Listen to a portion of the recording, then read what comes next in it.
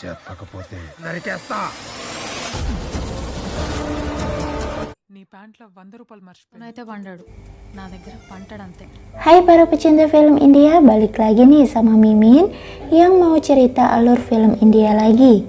Kali ini filmnya memang tentang kasus pembunuhan berantai lagi yang diangkat dari kisah nyata pada tahun 2002.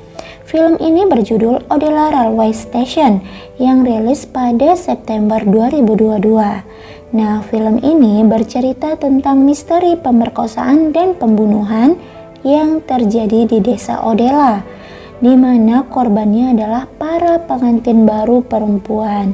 Lalu, gimana cerita selengkapnya? Penasaran kan? Langsung aja ya kita ke alur filmnya. Film ini diawali dengan memperlihatkan seorang wanita yang tubuhnya dipenuhi dengan lumpur.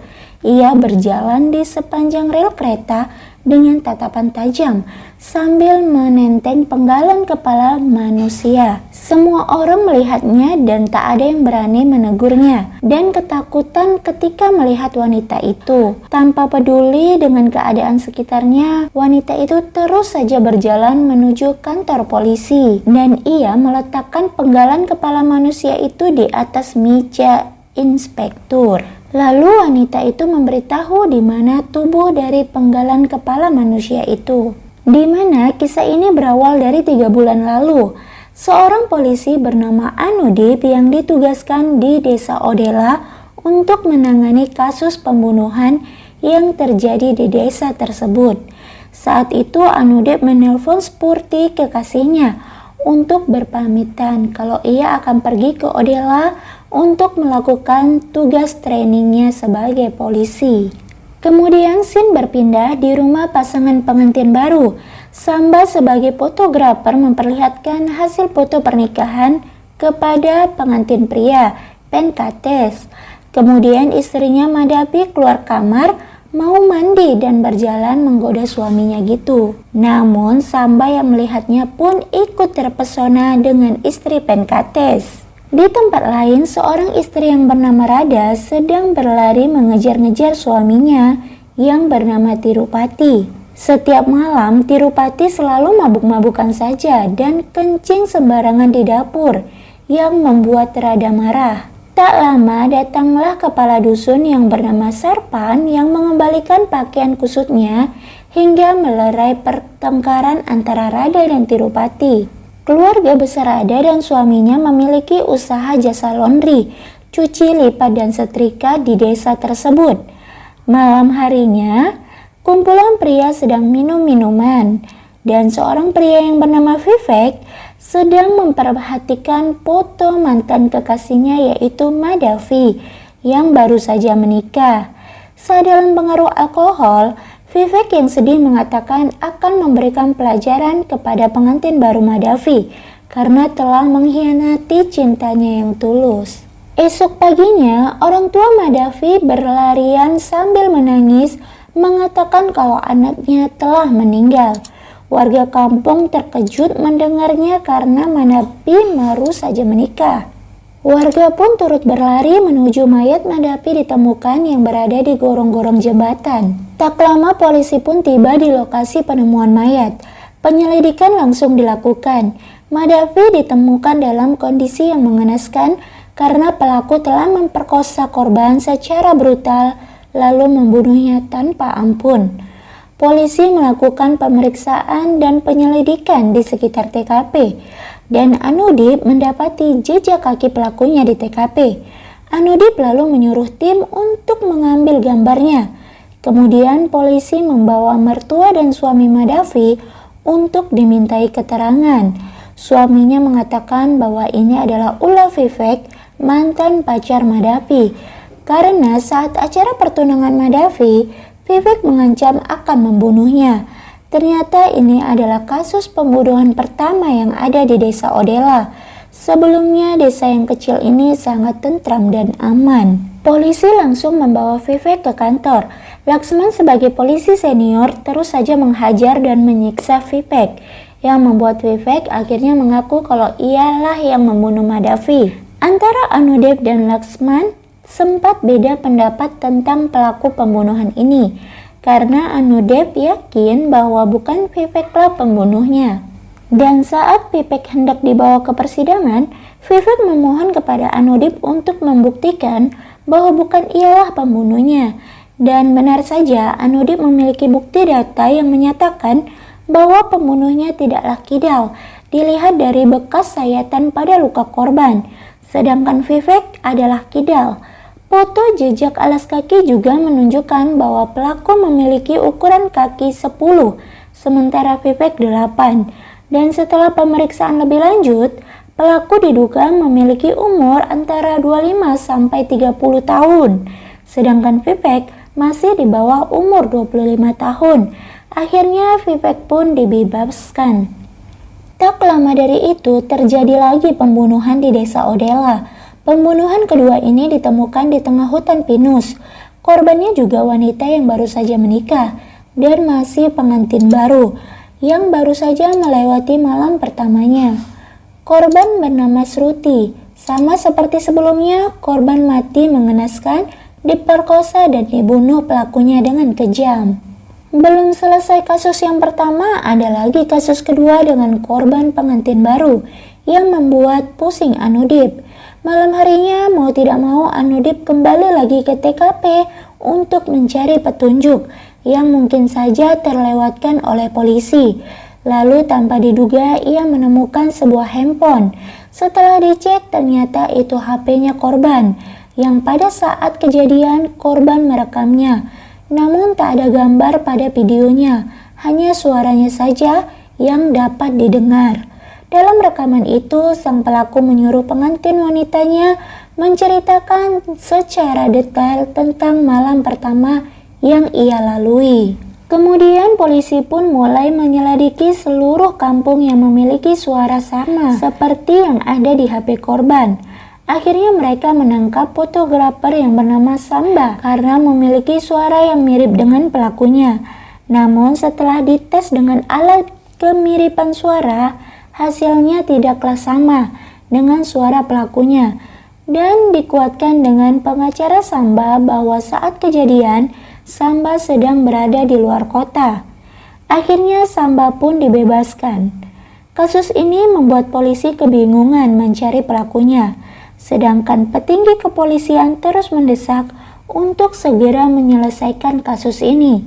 Anodip menyarankan kepada Laksman untuk melakukan tes DNA dengan targetnya pria yang berusia 25-30 tahun dan memiliki ukuran kaki 10 yang ada di desa itu, yang diperkirakan hanya sekitar 25 orang, sehingga bisa menangkap pelakunya dan tak ada lagi hal buruk yang terjadi di desa tersebut.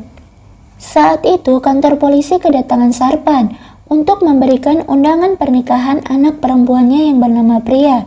Ia meminta Laksman untuk menghadiri pesta pernikahan putrinya. Namun Anodip berusaha mengingatkan Sarpan untuk tidak mengambil resiko karena target pembunuhnya adalah pengantin baru wanita. Bukan malah mendengar, Sarpan dengan sombongnya mengatakan bahwa tidak akan ada yang berani melawannya. Tak lama pesta pernikahan Priya pun diadakan dengan sangat meriah yang dijaga ketat oleh polisi. Di malam itu, Rada melihat suaminya mabuk lagi, yang membuatnya marah dan kemudian scene berpindah dengan Rada yang sedang menghias pengantin wanita dengan didampingi sahabat dekatnya. Saat malam pertama pengantin, polisi diperintahkan oleh Anodip untuk tetap memantau rumahnya Sarpan. Hingga paginya keadaan pengantin wanita masih aman dan ia pergi mengantarkan sahabatnya ke stasiun kereta api. Anodip memerintahkan polisi untuk tetap mengikutinya, sehingga sampai di stasiun. Saat polisi sedang lengah, kereta api pun lewat menutup pandangan mereka. Di saat itulah pelaku tersebut menculik pengantin wanitanya, sedangkan sahabatnya ditemukan tergeletak pingsan. Dan penculik itu membawa pengantin baru itu ke ladang jagung. Polisi langsung mencarinya dan menelpon bantuan. Anodip segera pergi ke lokasi sedangkan pelakunya sudah memulai aksinya kepada pengantin baru tersebut di ladang jagung. Pelakunya meminta pengantin wanita itu untuk menceritakan malam pertamanya dengan detail, dan hal itulah yang membuat pelaku merasa puas saat mendengarnya. Lalu pelaku pun memperkosanya dan berakhir dengan pembunuhan.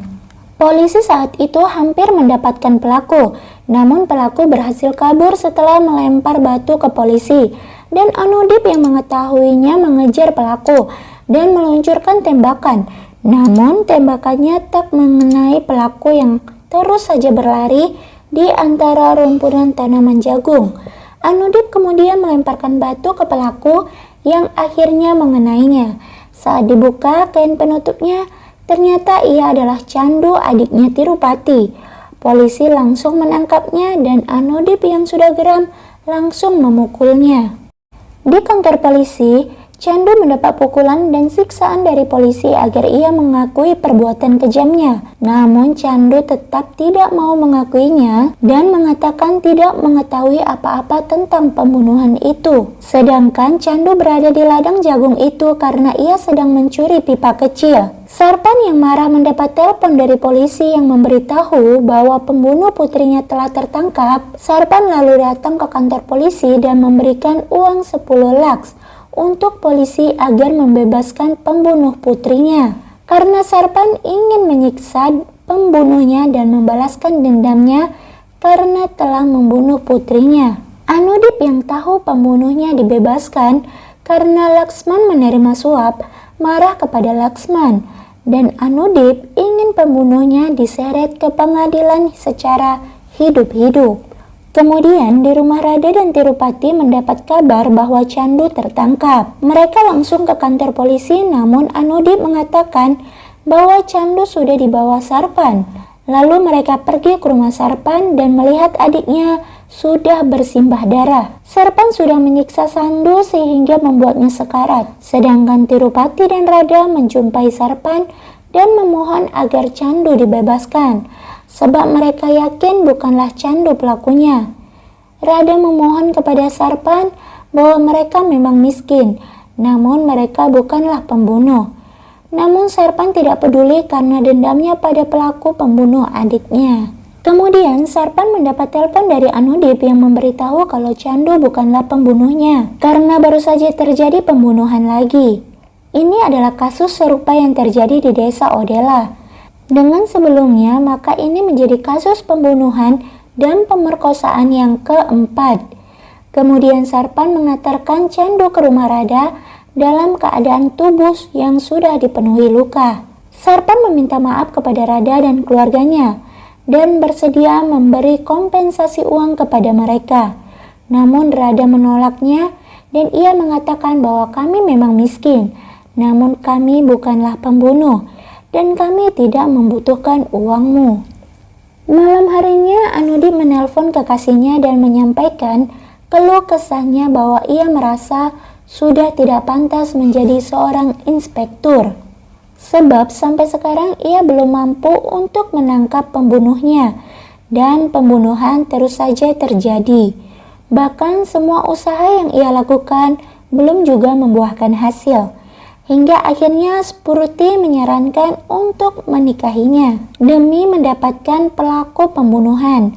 Karena selama ini yang menjadi korban pembunuhan dan pemerkosaan adalah para pengantin baru wanita. Menurut Spurti, kabar pernikahannya tentu akan memancing pelaku untuk melakukan hal yang sama kepada mereka. Anudip pun setuju dan ia mengumumkan pernikahannya di televisi dan menantang pembunuh berantai itu jika berani mengganggu pernikahannya. Semua orang kaget dong dengan keputusan Anudip, hingga akhirnya acara pernikahan Inspektur Anudip dan Spurti pun dilaksanakan di kuil esok harinya. Rada dan Tirupati yang bekerja sebagai perias pengantin di desa juga diminta oleh Anudip untuk membantu acara pernikahan mereka.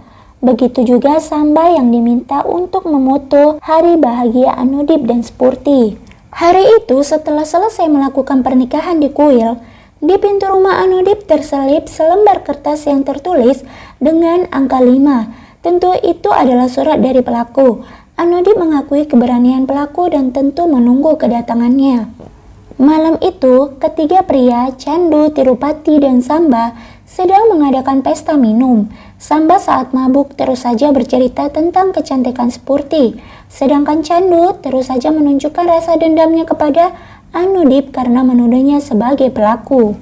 Sedangkan Rada yang malam itu sedang tidur menjadi terganggu dengan suara tikus di atas yang membuat sebuah koper terjatuh dan isi dari koper itu jatuh berserakan. Saat Rada membukanya, ia terkejut melihat isinya, yang di dalam kopernya ada pakaian dalam wanita dan beberapa perhiasan wanita. Sejenak Rada tertegun dan memikirkannya bahwa ada yang salah selama ini. Lalu ia menyelipkan beberapa perhiasan di dalam sarinya, lalu menyelinap diam-diam di antara suami dan adiknya yang mabuk tadi. Di malam yang buta itu, Rada mendatangi rumah korban-korban dan menunjukkan perhiasan, lalu menanyakan pada masing-masing keluarganya apakah perhiasan tersebut adalah milik korban. Ternyata benar bahwa itu semua adalah milik korban pembunuhan dan pemerkosaan yang terbunuh. Rada ketakutan dan panik mengetahui bahwa pembunuh yang selama ini dicari berada di dekatnya. Malam itu menjadi malam yang sangat panjang bagi Rada yang telah mengetahui kebenarannya. Saat kembali ke rumah, Rada sudah tidak menemukan suaminya. Namun Rada terus berusaha mencari Tirupati sambil terus menelpon Anudip namun tidak diangkat olehnya. Hingga fajar pun menyingsing, Rada belum juga menemukan suaminya. Sedangkan Anudip juga tidak bisa dihubungi. Pagi itu Tirupati sudah berada di rumah Anudip. Seperti biasa ia mengambil baju kotor Anudip yang akan ia cuci. Karena pakaian kotor terlalu banyak, Tirupati mengatakan akan mengambil kembali sisanya. Tirupati pun pergi dengan bungkusan kain kotor yang ia ikat di belakang sepedanya, lalu membawanya pergi di ladang. Dari sinilah baru diketahui ternyata Tirupatilah pelakunya. Ia menculik Spurti dan membungkusnya bersama pakaian kotor, lalu membawanya pergi. Akhirnya Anudip membuka HP-nya dan mengetahui kalau Rada sudah puluhan kali menelponnya. Saat Rada menelpon kembali, Rada menyampaikan hal yang membuat Anudip terkejut, yakni suaminya lah yang telah menjadi pembunuh berantai tersebut, yaitu Tirupati. Langsung saja Anudip mengecek kamarnya dan sudah tidak melihat istrinya lagi. Ia yakin bahwa Tirupati telah membawa istrinya, lalu ia menelpon anggotanya untuk melacak dan mencari Tirupati dengan cepat. Kemudian Rada pulang ke rumah meminta anjingnya menyium aroma tubuh Tirupati dan kemudian melepaskannya.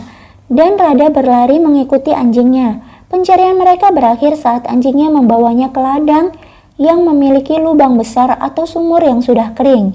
Di sana Rada melihat Tirupati akan melakukan aksinya menodai Spurti.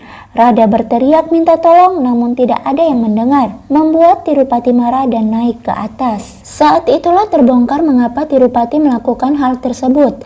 Ternyata ini karena Rada.